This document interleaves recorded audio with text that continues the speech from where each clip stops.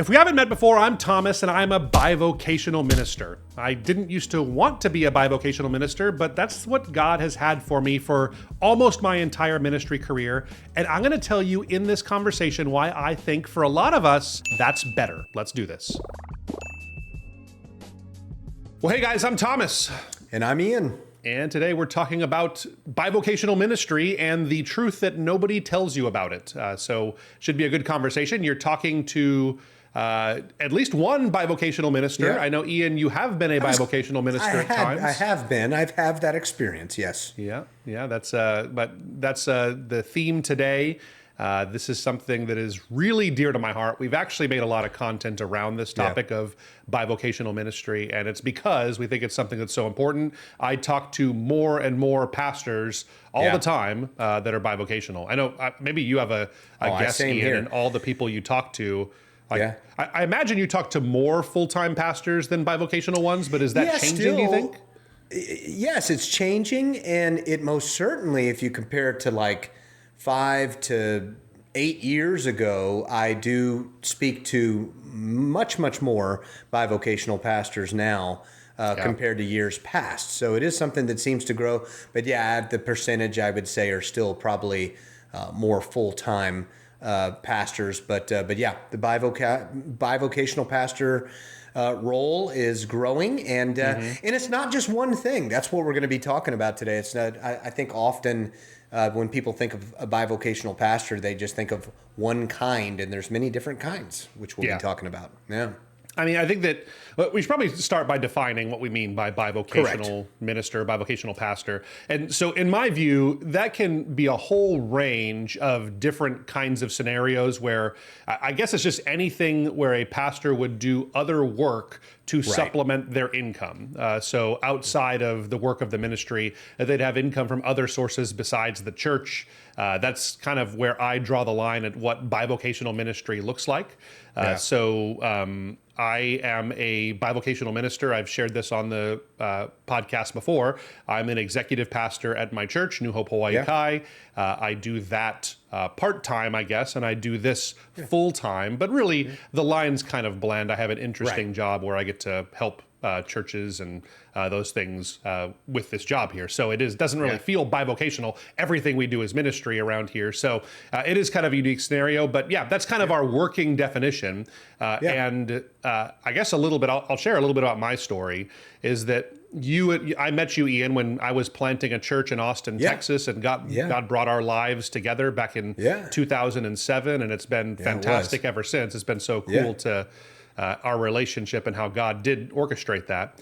But it was when I was bivocational. I moved to Austin, Texas to plant a church, and you happened to work at the company where I got a bivocational job. And I have done almost nothing but bivocational ministry in my entire ministry career. Since I've known you, for sure. I've been a church planter, a lead pastor at another church, an executive pastor at a medium-sized church. I've been an associate pastor. I've worked for denominations, all while doing other work. And for so long, I have to tell you this, my prayer was, Lord, would you just grow my church ministry so that I can replace the income from my secular work, if you call what we do now secular work. And then he did the opposite. Right, exactly. He's only grown my secular opportunities in a sense, whether it be from Reach Right or other things that I've done. He's continued to pour out in those areas, so much so that even when the ministry opportunities grew for me to a place where I could step back and go full time into ministry, I feel like I had a unique assignment that I was supposed to stay in bivocational ministry, again, partly because of the nature of the work that we do, helping pastors. Again, we spend our days talking to pastors, leading pastors through this ministry, even though we're a company. Right. Yeah, absolutely. So it's in a company in a for-profit structure.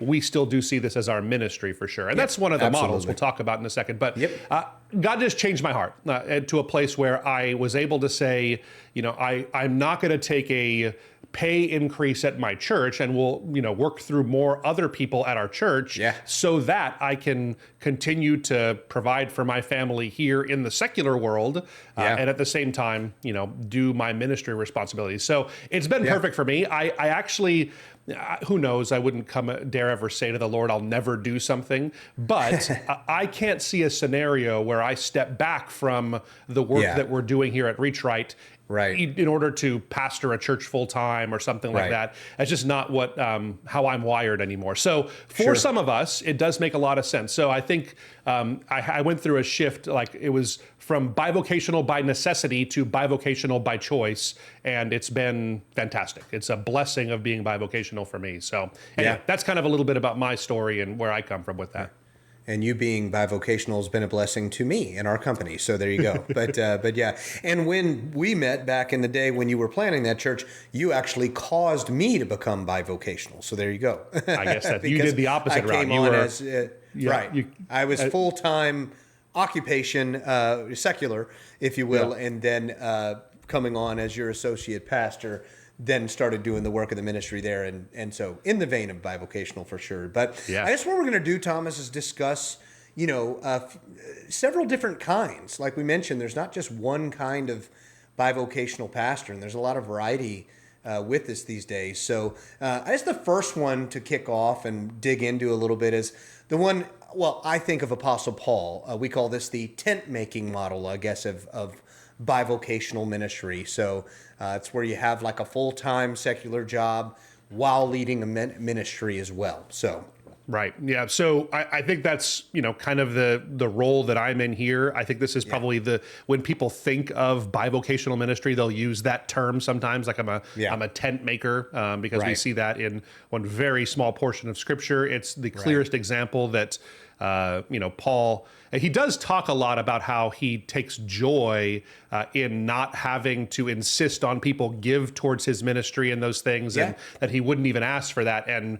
there is something to be said for that. Now, I don't think that's a model that he's setting up for all time, that it is wrong for people to be paid by a ministry or by the labor that they do in the church. I think that's also a biblical precedent. But there's clearly that evidence from Paul of tent making. I think this is what pretty close to what I do I have a full-time outside job, and it does most of the providing for my family and my needs, so that my church doesn't have to pay, maybe what they would for someone that was doing it full time, and they get mostly the same amount of work, maybe not as far as hours, but in the amount of what I try to produce. I try to produce the same amount that a full-time executive pastor would by working through other people, and it's been really a good fit for me. So this is probably the primary model I see. Yeah, no, that's good. And this next one here is more of I guess what we'd call a co-vocational model, where both are equal, the secular job and the ministry, if you will. So I guess more of like a Christian entrepreneur who runs a business while discipling employees or leading a home churge. Well, maybe that's maybe that is what we do. Like, so I was thinking about that one too. I was like, maybe you're this one also. Yeah. I mean, so these lines are kind of fuzzy between these things, but I see this more as someone that's it kind of, a lot of times this starts as a side hustle.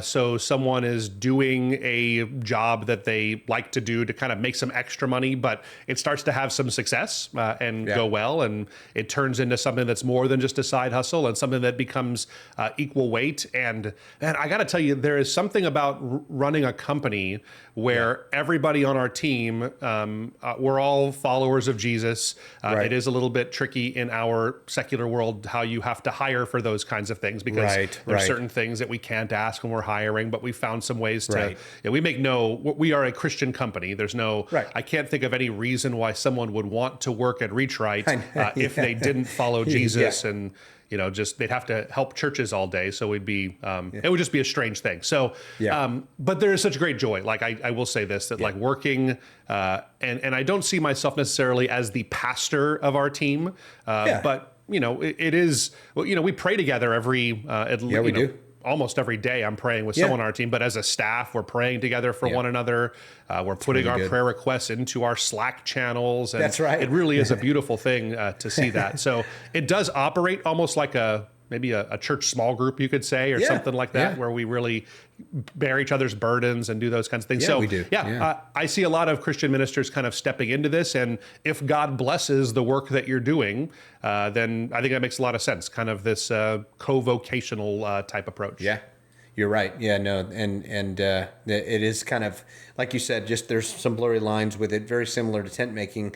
This next one, though, I think is cool, and I've seen more of an increase in recent years for this type of bivocational pastor. But I guess we call it the marketplace bivocational pastor. So this is someone who intentionally goes into the marketplace to be able to reach the lost or to minister to people outside of the four walls of the church, which is always really cool to me when I hear a pastor doing that, because they're truly reaching people that need to be reached that maybe otherwise wouldn't be reached. Yes, this is different, I think, from the first two, in that it's very intentional on the choices you're making where you're working. So you probably wouldn't come and work for a Christian company if you were trying to do the marketplace ministry type of model. I have seen this a lot with people going into all kinds of fields, but I've seen lots of church planters go get jobs doing, working at coffee shops or those kinds of things. So whatever, so the idea is that they can rub shoulders with as many people as possible, and hopefully the love of Jesus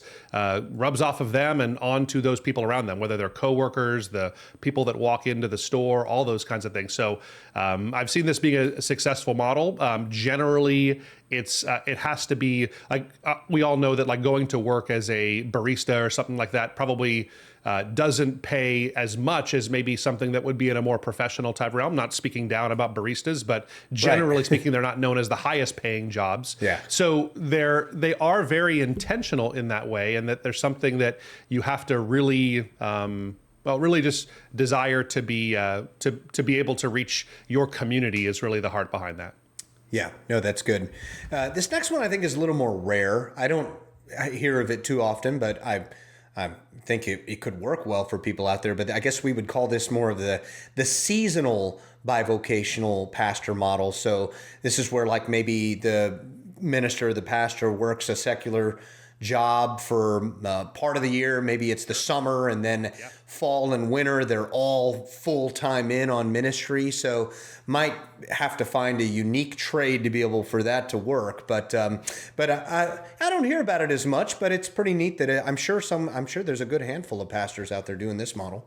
Yeah, I think this is something you do to try and get a little ahead financially. There are lots of seasonal jobs that are all over the place. I know, if you live in a place where winter is strong, maybe you do snow plowing in the winter or something like that for people, or when there's a lot of summer crowds around here. I'm in Hawaii, so we have the eternal summer here. So there's not really a lot of seasonal work that happens here in Hawaii. But sometimes things around Christmas or the holidays, people will try to find work in that area just to make a little bit of extra money. And there's nothing wrong with that. So I think that's another approach that some pastors have gone to. Yeah, definitely. Another one is more of a missionary model. This is where like a minister intentionally takes on maybe even work in another country or another new community just to be able to spread the gospel. This one's pretty cool. Again, one I don't hear of too often, but I know it's happening. So where I see this the most is like, this is a little maybe a stretch for some people, but doing things like working at local youth centers or teaching different kinds of subjects, doing some tutoring type stuff.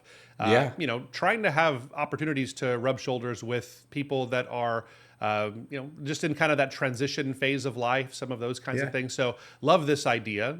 I have worked with a handful of our staff at my last church in Madison. They worked at local boys and girls clubs. So it was a great chance to, again, kind of like the marketplace ministry model where you're getting out into the ministry field, but this is more of a missional bent where they're actually hired by secular organizations, but it really feels pretty close to discipleship what they're doing.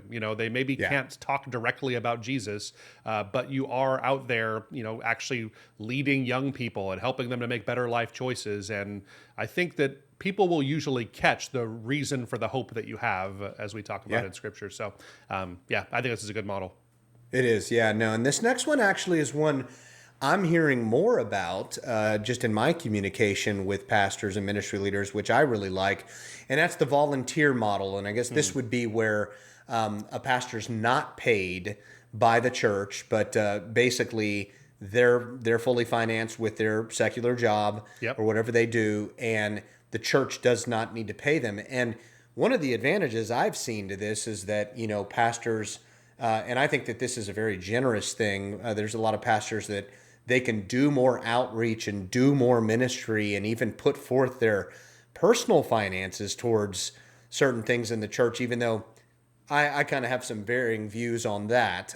But at the same time, it frees them up to where the church can probably do more ministry by not paying the pastor. So yeah, and I think that like there's different levels of this. Like I think a lot of times, I have been in that place where I've resisted pay raises, I guess, in order to bring other people on or have more money for ministry in the church. I think there's a place for that. And it's not for everybody, and I think there's nothing wrong with being paid fairly for the work that you're doing.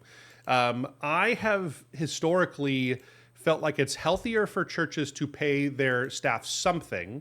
Part of my one of my mistakes is when I passed the church on that I was pastoring in Wisconsin when I moved back home to Hawaii to be closer to my aging parents and those things.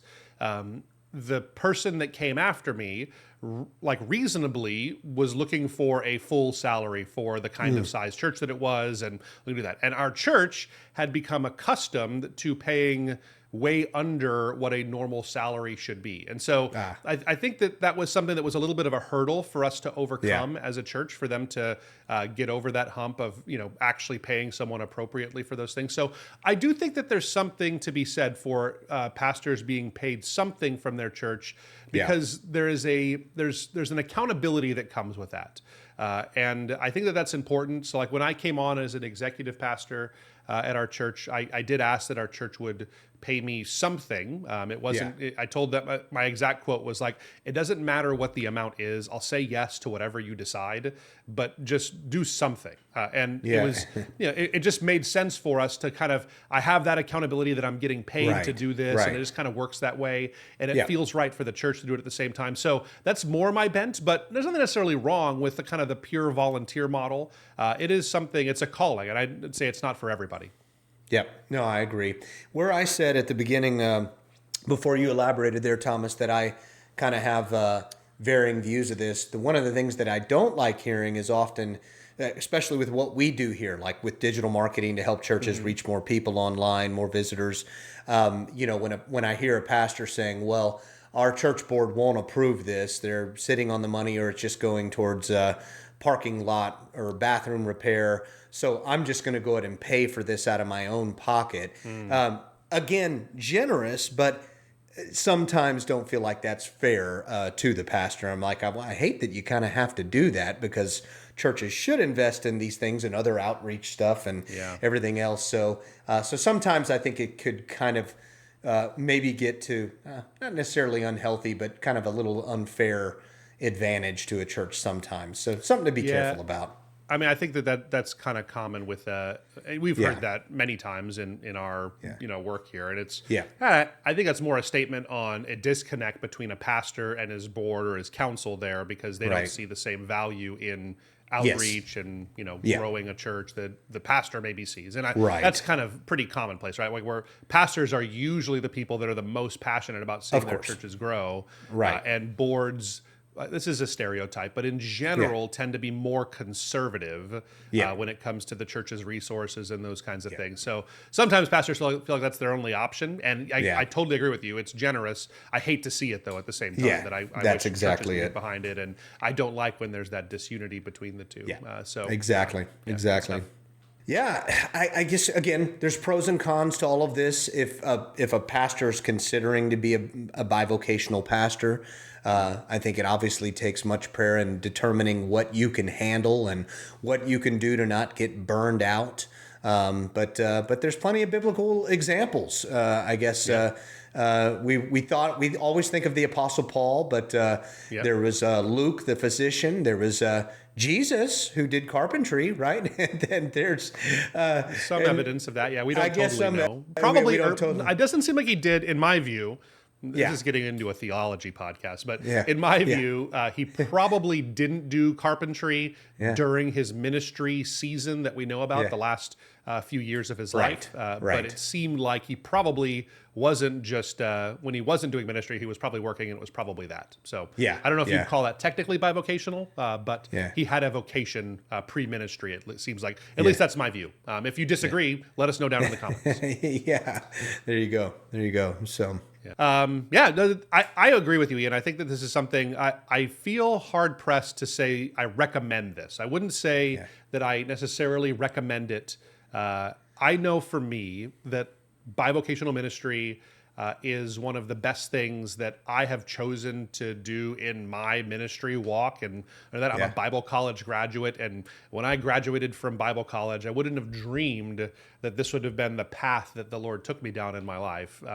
I went right into full-time ministry, and it's funny, the only time I was ever in full-time ministry was like my first year out of Bible college. And then from that point on, it's been bivocational. So usually it's the opposite. You kind of work bivocational and then go into full-time. My story has been the opposite. It's been right for me. I think everybody should pray and consider it. It's not right for everybody. But I even see so many pastors like doing other forms of this. Like, so how many pastors do we know that do itinerant speaking on the side to supplement income? Or they do weddings, maybe that they do. And or maybe, I think one of the ones that it seems so cool to me is pastors that write books at the same time. So they'll write a book and be able to sell those kinds of things. But there's so many opportunities right now. Christian counseling, a lot of different stuff. Yeah, tons of them. Yeah, we're actually looking to bring on a full-time Christian counselor on our church staff right now. And so we're kind of playing with some of those ideas. But something to pray about, not a recommendation from Thomas at Reach Right, but it's something that's worked well for us, Ian, you and I. I think it's every pastor should look into it and consider it and pray about it, not for the faint of heart. But I hope this conversation has helped you a little bit kind of in processing some of that. Couple of things. We have done full-length videos about this. I will recommend one that we'll put a link to down in the description or maybe right here. It's about the best 5 side hustles for pastors. So I think this is something that we took real pastors and we talked to them about what they're doing and the kind of income that they're seeing from some of the side hustles that they've taken off. And so if you're considering bivocational work, check out this video. Thanks, guys, for being a part of the Reach Right family, and we'll see you next time. See ya.